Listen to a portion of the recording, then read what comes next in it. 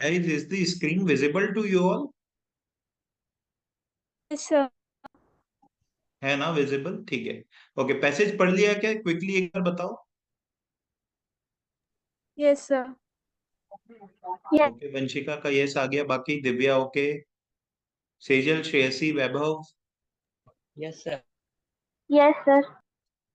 Okay. Sir but passage उतना clear नहीं हुआ, ज्यादा कुछ चलो समझा ठीक, नहीं इसमें। ठीक है। चलो तो अपन एक काम करते हैं, इसको समझते हैं ना। तो समझने के लिए हम सबसे पहले क्या करते हैं, हमें सबसे पहले इसका मेन आइडिया निकालना होगा, ठीक है। थोड़ा 1 मिनट का मुझे टाइम दो, मैं फिर से ये शीट शेयर करता हूँ तुम लोगों के साथ, ठीक है? 1 मिनट।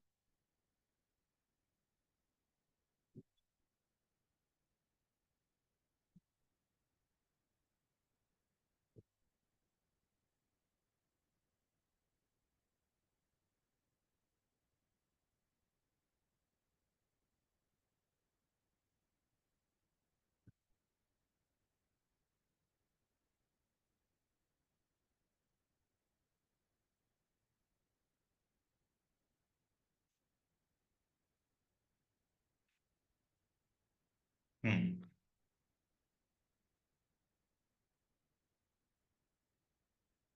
ओके। तो इसमें ना बोलने की कोशिश क्या किया है, ये शुरुआत में बोल रहा है कि अ, एक टर्म है जिसका नाम बोला गया है जॉब एनरिचमेंट। इसको बताया गया है the term job enrichment. Enrich करना मतलब किसी चीज को और वेल्दी बनाना, ठीक है। तो जॉब को ऑल पर्पसफुल और वेल्दी बनाने की बात किया है, जॉब एनरिचमेंट टर्म की बात किया है। The term job enrichment डेजिग्नेट्स techniques used by company managers to maximize in individual workers the internal motivation to work, which is true source of job satisfaction। तो बोल रहे जॉब एनरिचमेंट का मतलब क्या होता है? जॉब एनरिचमेंट का मतलब मैनेजर्स जो होते हैं वो वर्कर्स के अंदर मोटिवेशन डालने की कोशिश करते हैं ताकि वो काम करें, और यही मोटिवेशन जो है वो जॉब सेटिस्फेक्शन का सोर्स है। The job enrichment concept is based on the premise that people are not motivated by what is externally done to them by management with rewards, privileges और punishment। बोल रहा है job enrichment concept जो है वो इस premise में based है कि जो काम करने वाले लोग हैं वो इससे मोटिवेट नहीं होते कि उन्हें रिवॉर्ड मिल रहा है कि नहीं, उन्हें प्रिविलेज मिल रहा है क्या, उन्हें पनिशमेंट मिल रही है क्या, बल्कि वो किस चीज से मोटिवेट होते हैं? only through their experience with the content of their jobs। उनके जॉब के कंटेंट के थ्रू वो मोटिवेट होते हैं। ये बात समझ में आई? फिर बाद यस थर्ड पैराग्राफ में बोल रहे हैं, हाँ बोलो। सर, आपने पूछा था कि समझ आया तो वही करती है। हाँ, जब ये यस नो करना रहता है तो चैट बॉक्स में भी कर सकते हो, डाउट्स ऑडियो में पूछ लिया करो, ठीक है। आगे बढ़ते हैं। थर्ड पैराग्राफ क्या बोल रहा है? सच फैक्टर्स एज पे, fringe benefits, the work environment, working condition and quality of supervision can not be ignored और गिवन ओनली टोकन अटेंशन।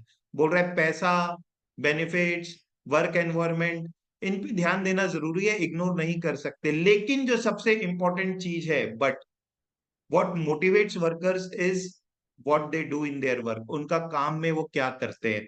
तो बेसिकली जॉब एनरिचमेंट का मतलब वो क्या बोलने की कोशिश कर रहा है कि लोगों के लिए पैसा, बेनिफिट, ये सब इंपॉर्टेंट तो है, लेकिन काम में जो सबसे इंपॉर्टेंट चीज है जिसकी वजह से उनका मोटिवेशन बना रहता है वो है किस तरीके का काम वो कर रहे हैं।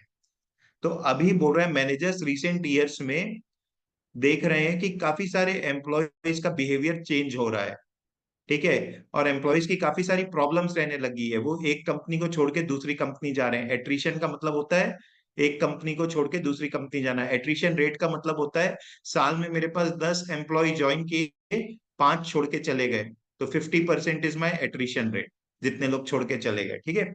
एब्सेंटिज्म, टार्डीनेस, बोल रहे बहुत सारे प्रॉब्लम्स है। इस वजह से जॉब एनरिचमेंट एक ऐसी चीज है जो इन सब प्रॉब्लम्स को एलिमिनेट कर सकती है। लेकिन बोल रहे हैं मैनेजर्स इसको ठीक से यूज नहीं करते हैं, जॉब एनरिचमेंट को वो ठीक से यूज नहीं करते। क्या बोल रहे हैं? In attempting to enrich an employee's job Management often merely succeed in reducing the man's personal contribution rather than giving him an opportunity for growth. बोल रहा है कि एम्प्लॉय जॉब एनरिचमेंट के नाम पे वो इंसान का पर्सनल कंट्रीब्यूशन कम कर देते हैं, लेकिन ग्रोथ की अपॉर्चुनिटी नहीं देते हैं. फॉर एग्जाम्पल, कुछ दिनों तक के वो डिश वॉश करवाते हैं, फिर बोलते हैं चलो अब ये वाली डिश वॉश मत करो, ये सिल्वर वेयर यानी चांदी के बने बर्तन अब वॉश करो. ये एग्जाम्पल है, ऐसा मत सोचो कि कंपनी में बर्तन वो साफ करा रहे हैं. वो एग्जाम्पल किया है. बर्तन साफ कराने वाले को वो बोलते तुमने इस तरीके के बर्तन तो बहुत दिन से साफ कर लिए, लो अब चांदी वाले बर्तन साफ कर लो. तो ऐसे में वो इंसान को ग्रोथ की अपॉर्चुनिटी नहीं दे रहे हैं, वो वही काम को घुमा घुमा के कर रहे हैं. उस चीज को उसने बोला it is multiplying something with zero. ठीक है. फिर उसके बाद बोल रहा है एन फोर्ड का एग्जांपल दिया है, जॉब एनरिचमेंट के प्रोसेस को समझाया है. यहाँ फिर दो कॉन्सेप्ट है जो ये मेरे ख्याल से समझ में आ गया होगा, ग्रीन लाइट और रेड लाइट. बोल रहा है ग्रीन लाइटिंग क्या होती है, जब सब बैठ के ब्रेनस्टॉर्मिंग करें. ब्रेनस्टॉर्मिंग का मतलब सब अपने दिमाग की बातों को खुल के बोले. और रेड लाइट का मतलब जैसे ही कोई नेगेटिव कमेंट मिले तो आप सामने वाले को रोक दो, ये रेड लाइट है, ये सही नहीं है. अभी समझ में आया Vanshika?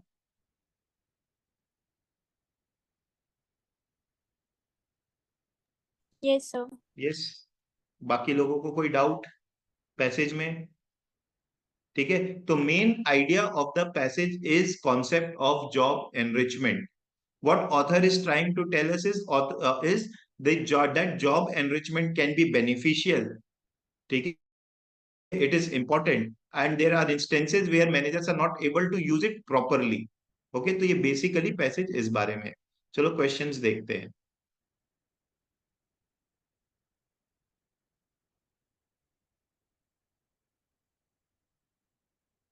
The quote, the arithmetic is substituting one zero for another zero implies which of the following.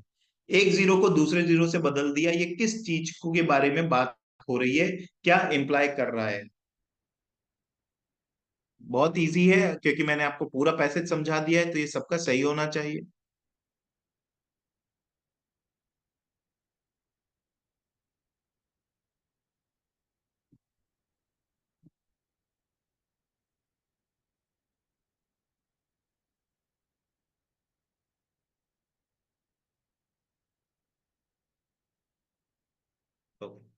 तो राइट आंसर बेटा इसका है ऑप्शन नंबर ए. तो अभी श्रेयसी और सेजल का सही है.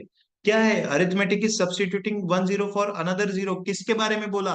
पहले डिश वॉश करवाते थे, अब सिल्वरवेयर डिश वॉश करवाते हैं. मतलब जॉब को एनरिच तो किया नहीं, बस नेचर थोड़ा सा मतलब असाइनमेंट बदल दिया. ठीक है, तो रोटेट कर दे रहे हैं असाइनमेंट को, जबकि कोई एनरिचमेंट या अपॉर्चुनिटी नहीं दे रहे. बी नहीं होगा बेटा दिव्या, क्योंकि rotation of job between the workers and managers ये तो कहीं दिया ही नहीं है कि मैनेजर्स और वर्कर के बीच जॉब रोटेट हो जाता है. ये कैसे होगा? मतलब जो मैनेजर है वो वर्कर का काम थोड़ी ना करेगा वैसे भी. ठीक है. नेक्स्ट क्वेश्चन, इसमें कोई डाउट, ट्वेल्थ में डाउट? मेरे को आंसर तीन लोगों के ही मिले थे, बाकी दो के मिले नहीं थे. The workers can be best motivated as per the author, as the author put forward by. Workers को बेस्ट मोटिवेट करने का कौन सा तरीका है? बहुत इजी क्वेश्चन है ये.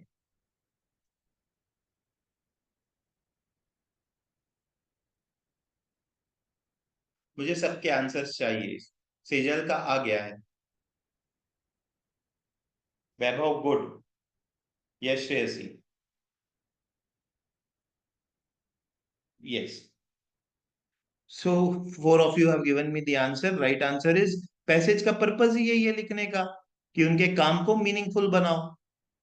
ठीक है, तो best way to motivate is give them meaningful work. बेटा ए नहीं है दिव्या, ए नहीं है. ए तो पैसेज में दिया ही नहीं कि फैमिलीज को पर्क्स दो, ये तो कहीं भी नहीं बोला था. ये तो पैसेज के बाहर है. प्लस ये बोला है कि इकोनॉमिक इंसेंटिव मैटर करता है, लेकिन सबसे ज्यादा मोटिवेट क्या चीज करती है? काम अच्छा हो वो. ठीक है. 14th, green lighting can be inferred to.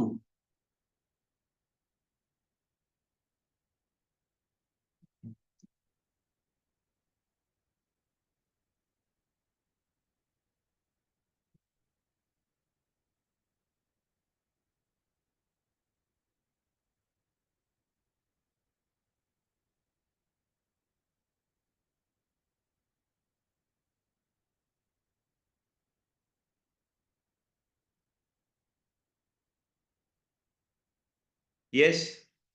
उसमें क्या लिखा है, ग्रीन लाइटिंग में ब्रेन स्टॉर्मिंग, मतलब लोगों को खुल करके बोलने दो। तो answer is option number A. An example of red light would be, red light में क्या किया था, कोई कमेंट कर रहा है, नेगेटिव बात बोल रहा है, उस चीज के बारे में है वो।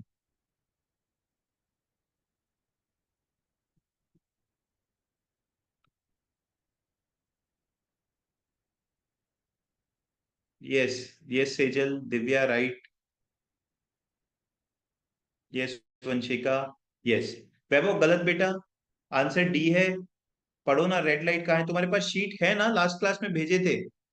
मैं शीट बार बार रेफर नहीं कर रहा हूँ, आई होप आप लोग अपनी शीट देख रहे हो। देखो रेड लाइट में क्या बोला, when the green light condition is announced, ठीक है, everyone is warned that no red lights or negative comments are permitted। Red light का मतलब क्या है, नेगेटिव कमेंट्स है, ठीक है। लास्ट वाला, tardiness as implied in the passage, tardiness का मतलब क्या होता है, टार्डीनेस का मतलब अगर आपको मीनिंग पता है तब तो ठीक, राइट, अदरवाइज इसकी मीनिंग है लेजीनेस, स्लोनेस, धीरे धीरे काम करते हैं, आराम से काम करते हैं, ठीक है।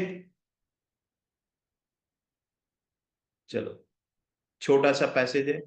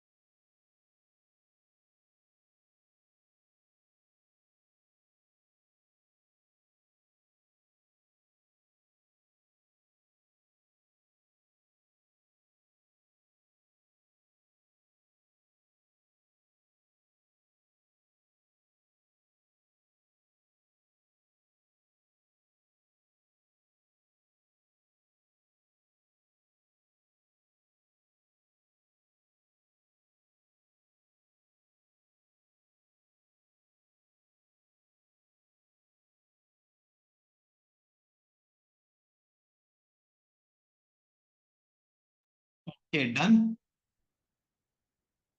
Yes, sir. Yes, sir. तो यहाँ पर ये क्या बात कर रहा है, इट इज, यहाँ पर बात कर रहा है एक अच्छे स्टेट्समैन के क्वालिटी की। स्टेट्समैन का मतलब क्या होता है, लीडर की बात कर रहा है बेसिकली, ठीक है।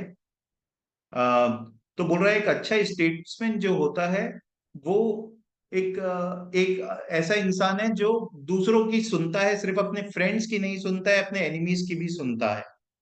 राइट, बेसिकली ये मैसेज जो पास कर रहा है उसमें ये स्टेट्स अच्छे स्टेट्समैन की बात किया है। दूसरा बात क्या है, डेमोक्रेसी में ओपोनेंट का होना बहुत इंपॉर्टेंट है। एक इफेक्टिव ओपोनेंट के बिना डेमोक्रेटिक सिस्टम जो है वो वर्क नहीं कर सकता। और एक अच्छा स्टेट्समैन जो है, यानी एक अच्छा लीडर जो है, वो अपने ओपोनेंट्स की बात को सुनेगा, ऐसा बोल रहा है। ठीक है, तो और इसमें कुछ समझाना है क्या हमको? बेसिक आइडिया मैंने आपको बता दिया।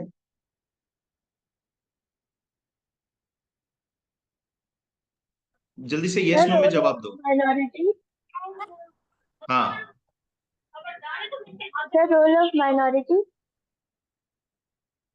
Sorry. Sir role of minority कह सकते हैं क्या? मुझे ना आप क्या बोल रहे हो वो समझ में नहीं आ रहा है, आपकी आवाज क्लियर नहीं है। सर मैं चैट बॉक्स में लिखूं? आप चैट बॉक्स पे लिख दो, ठीक है। ओके। और किसी को कोई वर्ड, कोई या कोई चीज, इररिकंसिलिएबल का मतलब होता है ऐसी चीजें जिसका कोई जो मिल नहीं सकती। कंसाइल करना मतलब दो चीजों को मिलाना होता है, इररिकंसिलिएबल मतलब ऐसी चीजें जो मिल नहीं सकती, मतलब the things that can never be mixed. Role of minority to certain extent तक है। बोल रहा है कि उसे माइनॉरिटी की बात सुनना चाहिए, ये बात भी बोला है उसने। सर ठीक। डिक्टेट का मतलब क्या होता है? डिक्टेट मतलब अपनी बात मनवाना। डिक्टेशन जैसे स्कूल्स में होता है ना, डिक्टेट करो, ठीक है। यस। ठीक। तो मेनली ये क्या बोल रहे हैं, डेमोक्रेसी में ओपोनेंट का होना जरूरी है, और एक अच्छा लीडर वो होगा जो अपने ओपोनेंट्स की बात को सुनेगा। ठीक है, सिर्फ अपने दोस्तों के बीच नहीं रहेगा, बिकॉज उसके जो सपोर्टर्स हैं वो उसको डुबा सकते हैं, लेकिन जो उसके ओपोनेंट्स वाले हैं वो हमेशा उसको चेक में रखेंगे, कंट्रोल में रखेंगे। ठीक है। तो एक वाइस लीडर जो होगा वो अपने ओपोनेंट्स को कभी मतलब छोड़ेगा नहीं, मतलब उन पर ध्यान देता रहेगा, उनकी बातों पर। ठीक है। चल, तो a suitable title for the passage could be, क्या टाइटल होगा पैसेज के लिए suitable?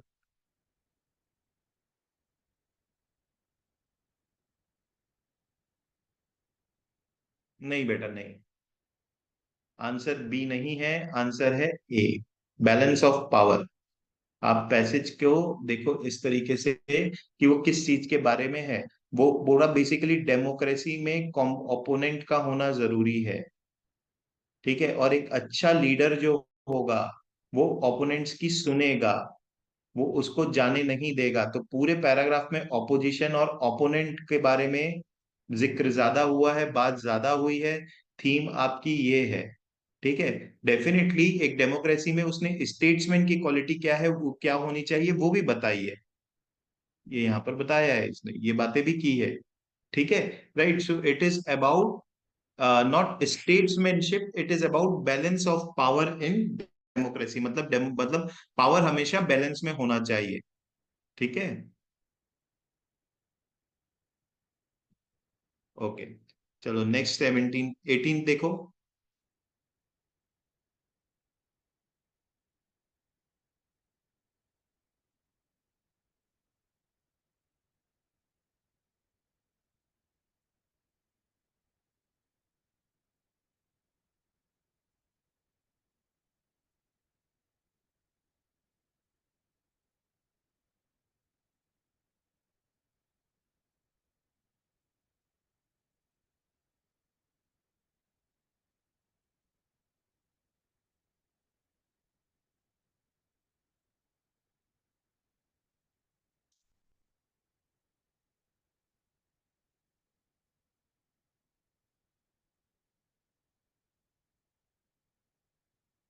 Okay, right, answer is 1 and 3।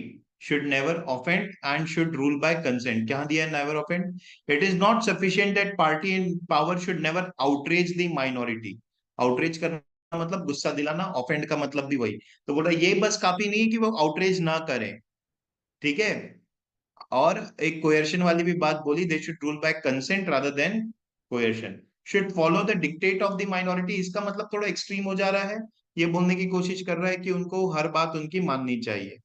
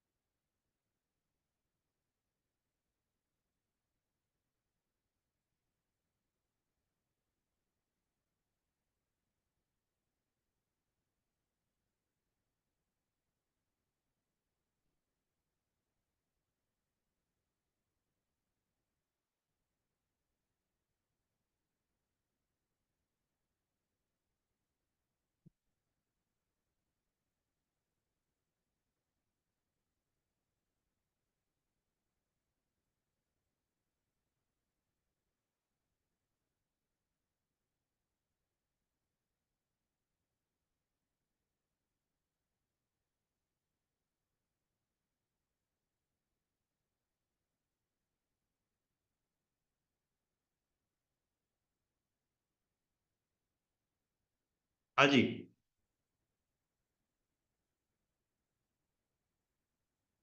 चलो देखते हैं। पहला बोल रहा है कि कभी भी माइनॉरिटी, पहला वाला ऑप्शन था हमारा माइनॉरिटीज के बारे में, ठीक है। देखो क्या लिखा है, it must be remember that minority may become the majority. क्या लिखा है, माइनॉरिटी जो है वो मेजोरिटी बन सकती है। तो यार आप लोग क्या ऑप्शन मार्क कर रहे हो, आंसर तो ए होना चाहिए, है ना। He is least likely to agree with this. क्यों? क्योंकि इसने क्या बोला है, that a minority eventually always becomes, ऐसा नहीं बोला है कि हमेशा बनती है और बन के रहेगी, उसने बोला है मे। तो ए इज द राइट आंसर। बाकी सब तो वो अग्री करेगा। डी जो दो लोग बोल रहे हैं, if he keeps yielding to the pressure of his friends, मतलब अगर वो अपने दोस्तों की बात सुनता रहेगा तो उसका करियर खराब कर देंगे वो। People will रूइन the career, career खराब कर देंगे, ठीक है, बोला है ये देखो। For his supporters will push him to disaster unless his opponents show him where the danger are. So if he is wise, he will often pray to be delivered from his friends because they will ruin him. बोल रहा है अगर वो बुद्धिमान है तो बोलेगा कि अपने दोस्तों की वो ना सुने, क्योंकि वो लोग तो उसका करियर बर्बाद कर देंगे, रूइन कर देंगे। तो answer is option A, D तो बोला है, ठीक है। 20 और 21, ठीक है, दोनों करो। 20 बताओ पहले।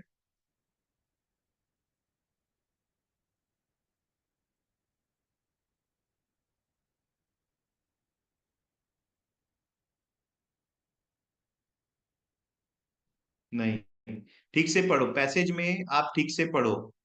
ये वाले क्वेश्चंस बड़े ट्रिकी होते हैं, अकॉर्डिंग टू ऑथर में ना बार बार पैसेज में जाना पड़ता है। पैसेज दिखता छोटा है बट मेहनत ज्यादा करवाता है।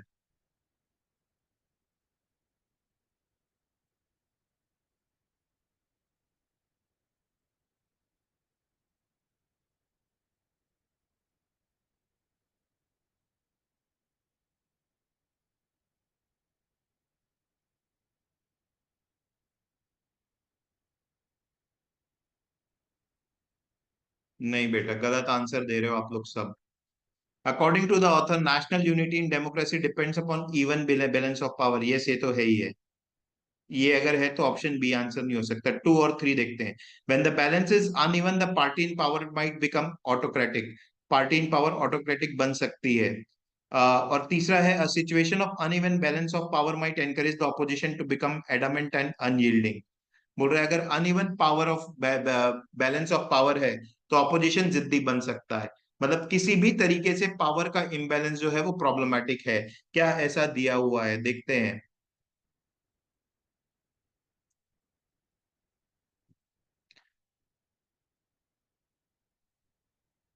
यहाँ पर दोनों चीजें दी हुई है, वर्ड्स अलग है, आपने पढ़ा नहीं ठीक से, आपको समझ में नहीं आया।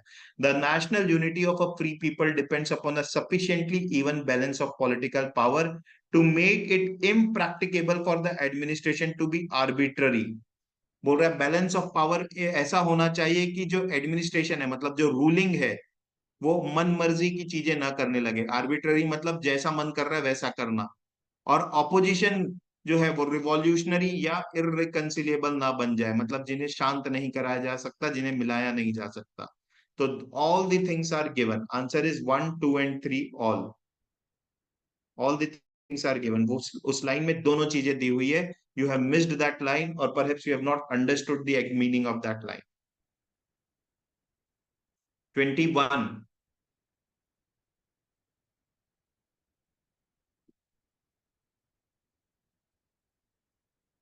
ये तो इजी है।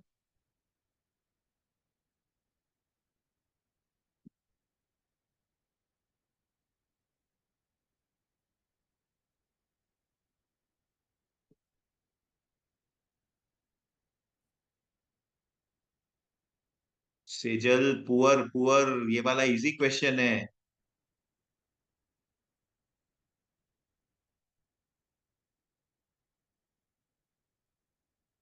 Answer is A, people should be forced to cooperate with each other. ये क्या है? लोगों को फोर्स करो एक दूसरे की से कोऑपरेट करे, ऐसा तो इसने नहीं बोला ना। फोर्स वर्ड का मतलब क्या होता है? उसने तो बोला कोयर्शन नहीं करना है। कोयर्शन मतलब होता है फोर्स करना, तो ये तो नहीं होगा ना। D, there must exist an atmosphere of compromise and of give and take. ठीक है, इनडायरेक्टली तो बोला ही है ये चीज। ठीक है, चलो नेक्स्ट पैसेज करते हैं साइंस का।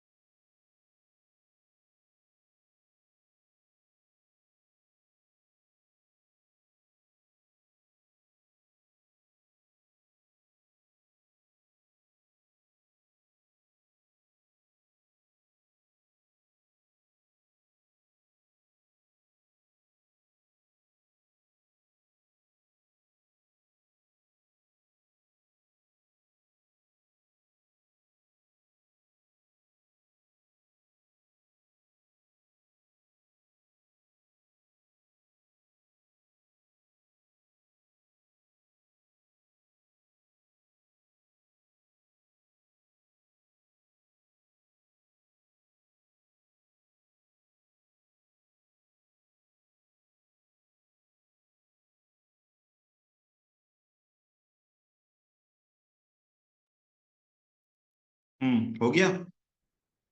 छोटा सा पैसेज है, समझ में आया कि नहीं, कि डिफिकल्ट लगा?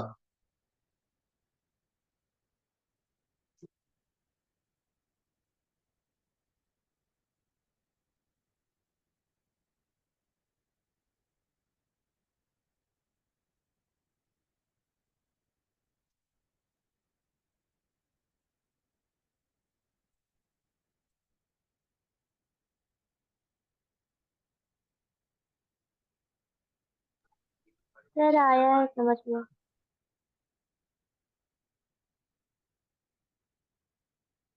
ओके, तो ये क्या बोल रहा है? माइकोर्जियल माइकोरहिजल फंगाई, जो पता नहीं क्या नाम है, अजीब सा नाम है।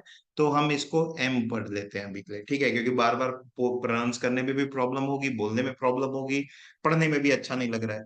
तो हम इसको एम लिख देते हैं। M in fact more plants than any other fungi do and are necessary for plants to thrive, but they have escaped widespread investigation until recently for two reasons। बोल रहा है ये सबसे ज्यादा प्लांट्स को इन्फेक्ट करते हैं, लेकिन अभी भी इनका इन्वेस्टिगेशन नहीं हुआ है, दो रीजन की वजह से। First reason, is the symbiotic association is so well balanced that the roots of the host plants show no damage even when densely infected। तो जिस प्लांट में ये एम रहते हैं, इन्फेक्ट करते हैं, वो उस प्लांट को डैमेज नहीं करते। तो क्योंकि डैमेज नहीं करते, तो इस वजह से इन्वेस्टिगेशन नहीं हो पाता है। सेकंड, बोल रहा है ये जो एम है, इनका हम लेबोरेटरी में इनके तरीके का स्पेसिमेन नहीं बना पाते हैं, तो ये एक दूसरी डिफिकल्टी हो जाती है। बोल रहे हैं लेकिन इन डिफिकल्टीज के बावजूद न्यू वर्क अभी निकला है जिसमें दिख के आ रहा है कि देयर इज सिम्बायोटिक एसोसिएशन। ये दोनों के बीच का जो प्लांट और एम के बीच का, प्लांट्स और एम के बीच का जो सिम्बायोटिक एसोसिएशन है, मतलब जो इतना अच्छा एसोसिएशन है, इसको हार्नेस किया जा सकता है। हार्नेस मतलब यूज किया जा सकता है for in place of super phosphate fertiliser. तो वो बोल रहा है ये जो महंगे फर्टिलाइजर है, उसके बदले इसका यूज किया जा सकता है। फिर एम के बेनिफिट्स बताने चल गया है। ठीक है, तो ये पैसेज इस बारे में है। ओके, पहला क्वेश्चन देखते हैं, which of the following most accurately describes the passage. Easy है ये तो। पैसेज में क्या हुआ है?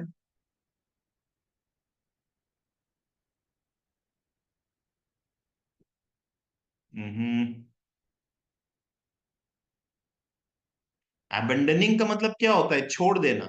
सी कैसे होगा आंसर?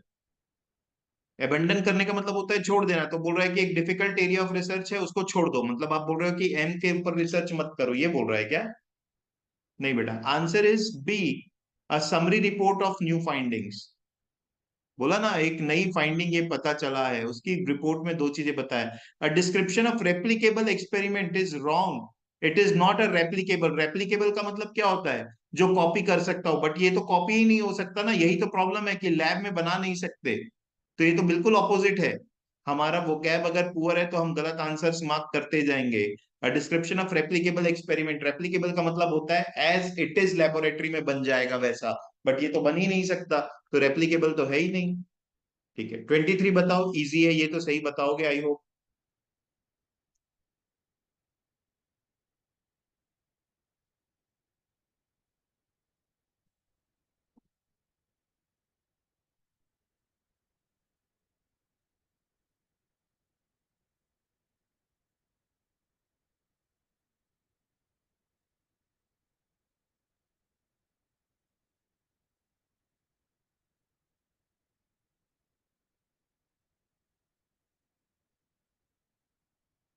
ओके, सिर्फ शेयसी का आंसर, सॉरी, सिर्फ सेजल का आंसर आया है।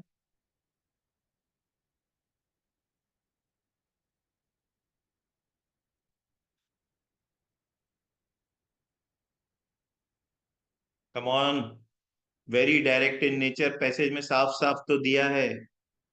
Which of the following has been a factor influencing the extent to which research on M has progressed? इसके ऊपर जो रिसर्च हुई है उसकी प्रोग्रेस को कौन सा फैक्टर इन्फ्लुएंस करता है? दो फैक्टर है, पहला, दूसरा। इन दोनों में से कौन सा मेंशन्ड है? Option D. ये कहाँ है lack of method for identifying? ये एक बोला है क्या कि हम उसको आइडेंटिफाई नहीं कर पाते? ठीक है, तो आंसर इज ऑप्शन डी। ठीक है, चलो next. The passage suggests which of the following about the increased resistance to harmful root fungi that some plants infected with M seem to exhibit. Resistance के बारे में बात हुई है, उससे क्वेश्चन पूछा है कि रेजिस्टेंस के बारे में आप क्या इन्फर कर सकते हो।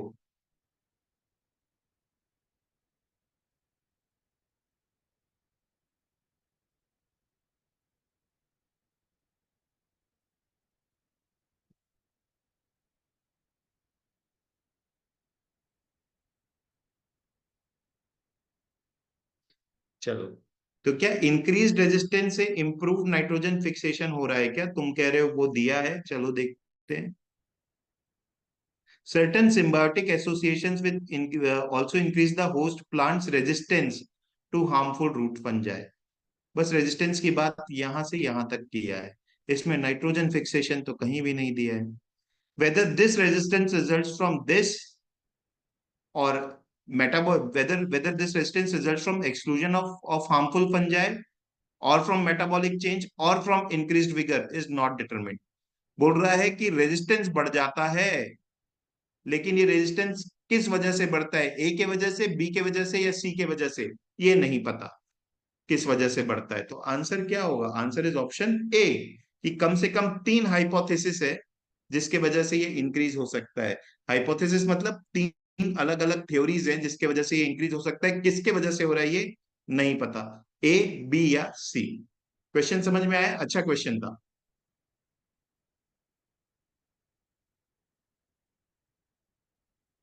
Yes, no, tell me quickly. Next passage में चलें। सर लेकिन वहां पे तो ये भी दिया है ना कि लेग्यूम्स जो होते हैं उनमें नाइट्रोजन फिक्सेशन भी होता है। वो कहाँ दिया है? वो दिया है, लेकिन आपसे क्वेश्चन कहां पर पूछा है? क्वेश्चन आपसे रेजिस्टेंस के बारे में पूछा है। Certain symbiotic associations also increase the host plant's resistance to harmful root fungi. बोल रहा है कि इस symbiotic association के वजह से रेजिस्टेंस भी बढ़ जाता है हार्मफुल फंजाई की तरफ। आपसे क्वेश्चन यहां से पूछा है, आप कहां पर मार्क कर रहे हो? यहां पर। ये इसका जो है रेजिस्टेंस से क्या लेना देना? देखो ये क्या है, ये बेसिकली बोल रहा है ये सिम्बायोटिक एसोसिएशन के कुछ फायदे हैं। पहला फायदा, फॉस्फेट रिप्लेस कर सकता है, ठीक है। दूसरा फायदा, नाइट्रोजन फिक्सेशन को इंक्रीज कर सकता है। तीसरा फायदा, रेजिस्टेंस बढ़ा सकता है। आपसे क्वेश्चन ना रेजिस्टेंस से पूछा है कि रेजिस्टेंस के बारे में आपका क्या कहना है। रेजिस्टेंस के बारे में ये देखें, the passage suggest which of the following about the increased resistance to harmful root fungi that some plant infected. क्या सजेस्ट कर रहा है इस बारे में? अभी क्वेश्चन समझ में आया? Yes sir. ठीक है, तो ट्रिकी है क्योंकि काफी टेक्निकल टर्म्स लिखे थे।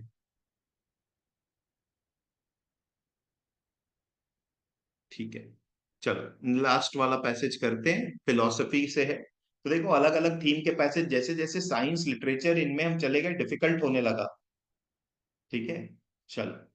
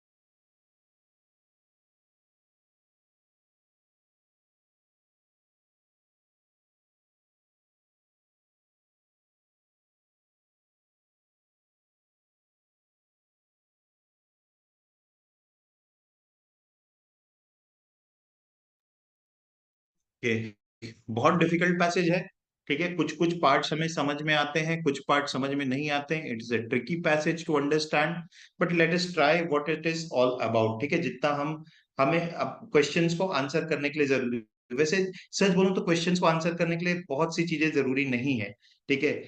तो एक काम करते हैं, हम पहले क्वेश्चंस को देखते हैं, राइट। अपना अपनी लाइफ को आसान बनाते हैं। Which of the following situation is most likely to give rise to cognitive dissonance, ठीक है। तो हमें ये देखना है कि इनमें से कौन से सिचुएशन में कॉग्निटिव डिसोनेंस होगा। तो हमें ना कॉग्निटिव डिसोनेंस क्या है वो अब समझना पड़ेगा, तब हमसे ये आंसर होगा। तो कॉग्निटिव डिसोनेंस की बात की है पहले पैराग्राफ में, यहाँ पर we may select for consideration the theory proposed by Festinger which treats cognitive dissonance and its reduction. The अब क्या cognitive dissonance क्या है वो बता रहा है। The kind of disagreement or disharmony with which Festinger has been chiefly concerned is that which occurs after a decision has been made and after one is committed to the course of action. बोल रहा है cognitive dissonance वो चीज है जब एक इंसान को फील होती है, जब वो कोई एक्शन ले लेता है उसके बाद मेरे को ये करना था या ये नहीं करना था। तो that is cognitive dissonance. After doing a particular action या after taking a particular decision you may feel some dissonance. Dissonance क्या होता है? हार्मनी का ऑपोजिट, मतलब मन और जो हमारा बोलना चाहिए दिल और दिमाग अलग अलग चीज डायरेक्शन में जा रहा है, दैट इज डिसोनेंस, है ना। इसके बारे में आगे क्या बोल रहा है? Under such circumstances, there is often some lack of harmony between what one does and what one believes. And there is pressure to change either one's behavior or one's belief. बोल रहा है जब cognitive dissonance होता है ना, तो इंसान what one does और उसकी बिलीफ क्या होती है, यानी वो करता जो है और उसकी जो बिलीफ होती है, उन दोनों में डिफरेंस पैदा हो जाता है। तो उसको दोनों में से एक चीज चेंज करनी पड़ेगी, या तो वो जो काम कर रहा है अपने बिलीफ के हिसाब से करे या फिर अपनी बिलीफ चेंज कर ले। इस चीज को वो कॉग्निटिव डिसोनेंस बोला। इसको उसने एक स्मोकर के एग्जाम्पल के थ्रू बताया कि उसको कब कॉग्निटिव डिसोनेंस फील होगा, ठीक है, और कब वो रिड्यूस होगा। तो चलो देखते हैं इनमें से कौन से केस में कॉग्निटिव डिसोनेंस होगा। पहले तो कॉग्निटिव डिसोनेंस के लिए कोई डिसीजन होना जरूरी है। जब उसने डिसीजन लिया है तभी कॉग्निटिव डिसोनेंस हो सकता है। तो कौन से वाला ऑप्शन होगा? Very easy now.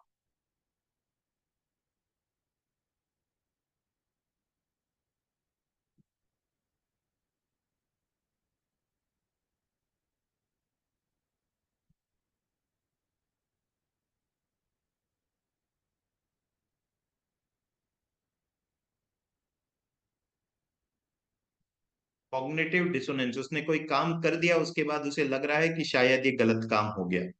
सेजल कैसे डी होगा बेटा? आंसर ऑब्वियस है ना, बी होगा।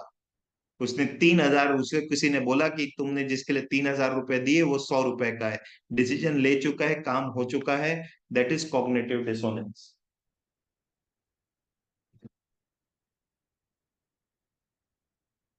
ठीक है। नेक्स्ट वाला, in the case that one's expectation fail belief, अगर किसी के एक्सपेक्टेशन फेल हो जाते हैं तो बिलीफ का क्या होगा?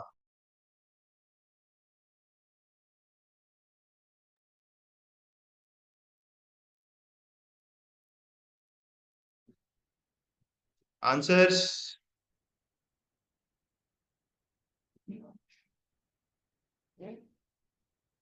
मे बी डिस्ट्रॉयड और स्ट्रेंथन, यस, दोनों हो सकता है, ठीक है।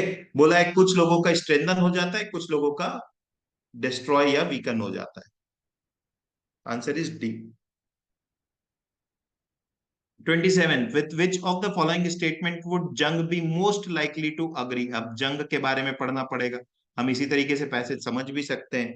कार्ल जंग के बारे में यहां पर बात की है, तो हमें एक दो लाइन ऊपर से पढ़ना चाहिए। In another sense, the person likes to develop his potential to the full, to be as complete a person as he can. बोल रहा है कि इंसान पूरा कंप्लीट पर्सन बनना चाहता है। अनदर सेंस में, इसमें ना इंसान कैसा बनना चाहता है उसकी सोच के अलग अलग, सेल्फ के बारे में अलग अलग सोच जो होती, सेल्फ के बारे में अलग अलग थॉट्स जो होते हैं उसके बारे में है ये passage.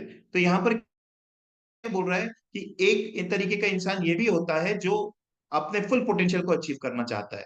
For such a pervasive type of motive the expression self actualisation was coined. इस तरीके के इन लोगों के लिए, इस तरीके के मोटिव के लिए सेल्फ एक्चुअलाइजेशन टर्म यूज हुआ था। कैसे लोगों के लिए? जो अपने पोटेंशियल को पूरे तरीके से डेवलप करना चाहते हैं। ठीक है। सेल्फ एक्चुअलाइजेशन का मतलब ये होता है the development of full individuality with all parts somehow in harmony. तो सेल्फ एक्चुअलाइजेशन के बारे में बात की है कार्ल जंग ने। तो which of the following statement would Jung be most likely to agree? क्या था? सेल्फ एक्चुअलाइजेशन का मतलब क्या है कि कंप्लीट पोटेंशियल जो अपना है वो डेवलप करो।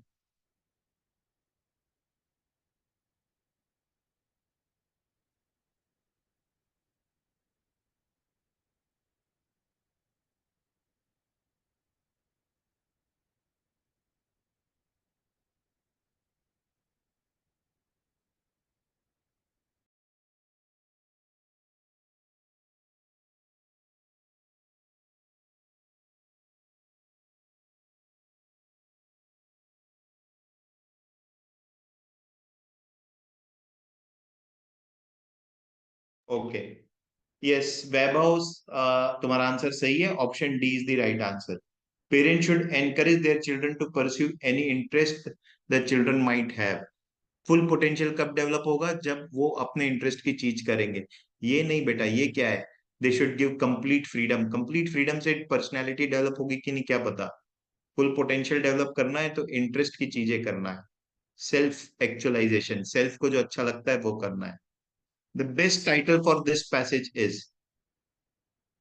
बार बार रिपीटेड चीज आई है ह्यूमन मोटिवेशन के बारे में। क्या उनको मोटिवेट करता है?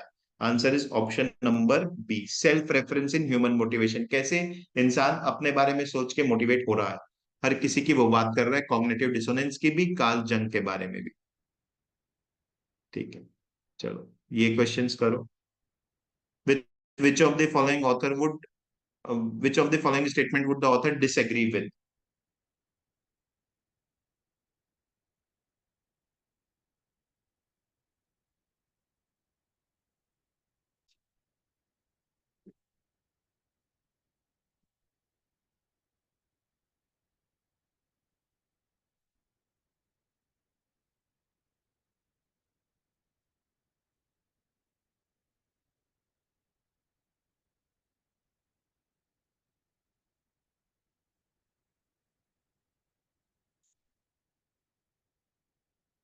क्या लग रहा है? विच of the following statement would the author disagree with? पढ़ना पड़ेगा पैसेज में जाकर के।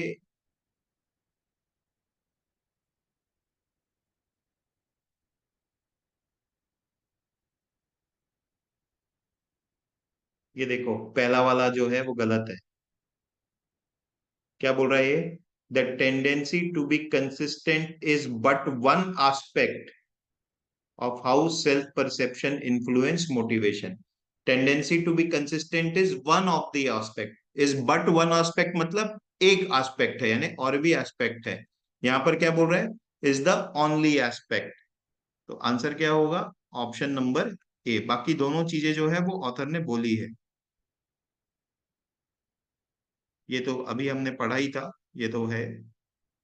ठीक है। और मोटिवेटिंग इफेक्ट जो है वो सेवरल थ्योरीज को वो किया, ये भी हमने देखा। कॉग्निटिव डिसोनेंस भी देखा, कार्ल जंग की थ्योरी भी देखी। मैच द फॉलोइंग, ये तो सिंपल है, ये तो सही होना चाहिए। फेस्टिंगर ने क्या बोला था और कार्ल जंग ने क्या बोला था? Carl Jung is self actualisation, तो टू का तो सी होगा। तो टू का सी तीन ऑप्शंस में है। सिगमंड फ्रॉइड के बारे में कुछ बोला ही नहीं है ना।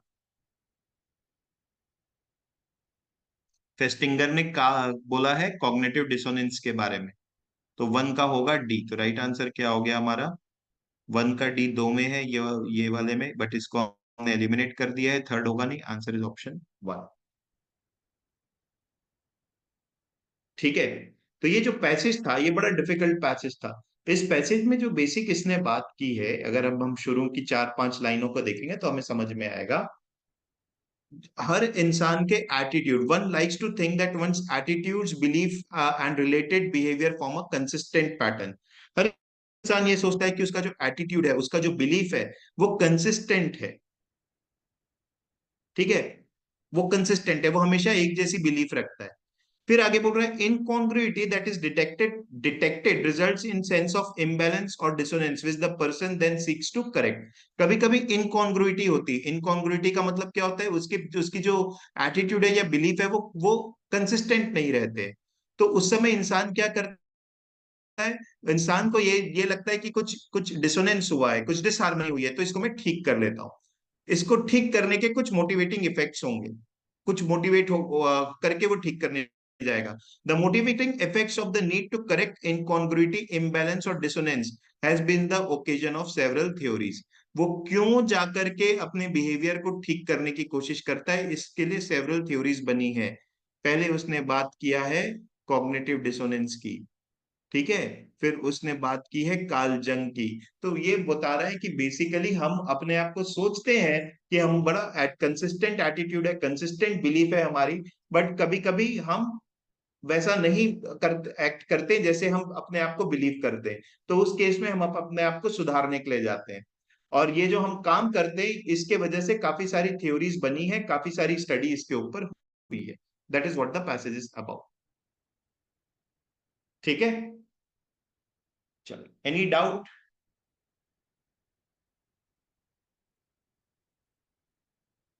Can we end the class? Any doubt? Sir passage में कमांड को कैसे मजबूत कर?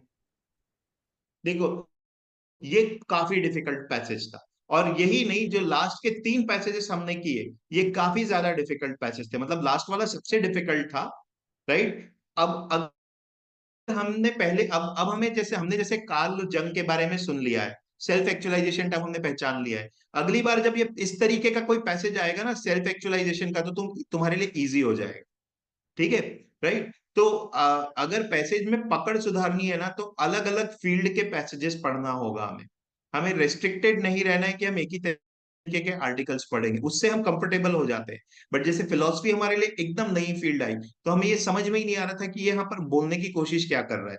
बट फिर भी मैं क्वेश्चन को जब करा रहा हूँ तो आप देखोगे कि 5 क्वेश्चन थे, तो उसमें से 2 क्वेश्चन 3 क्वेश्चन आपसे बन जाएंगे, 2 तो बहुत ईजी थे, वो आपसे बन जाते। एक तो मैच द फॉलोइंग, और एक क्वेश्चन जो आप जाकर के देख के मार्क कर सकते हो वाला, ठीक है, राइट? तो हमें ना हिम्मत नहीं हारनी है, डिफिकल्ट पैसेज में भी क्वेश्चंस अटेम्प्ट करने, जितने बन रहे उतने करने, और पैसेज में पकड़ बनाने के लिए हमें रीड ज्यादा से ज्यादा करना है, और हर पैसेज का मेन आइडिया पकड़ने की कोशिश करें। बस हम इतना समझने की कोशिश करें कि क्या मेन बात क्या बताना चाह रहा है।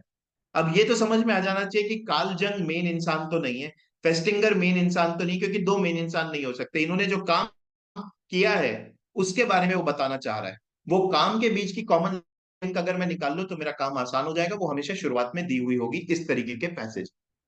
ठीक है वैभव? Yes sir. ठीक है, एनी अदर डाउट सेजल, शेसी?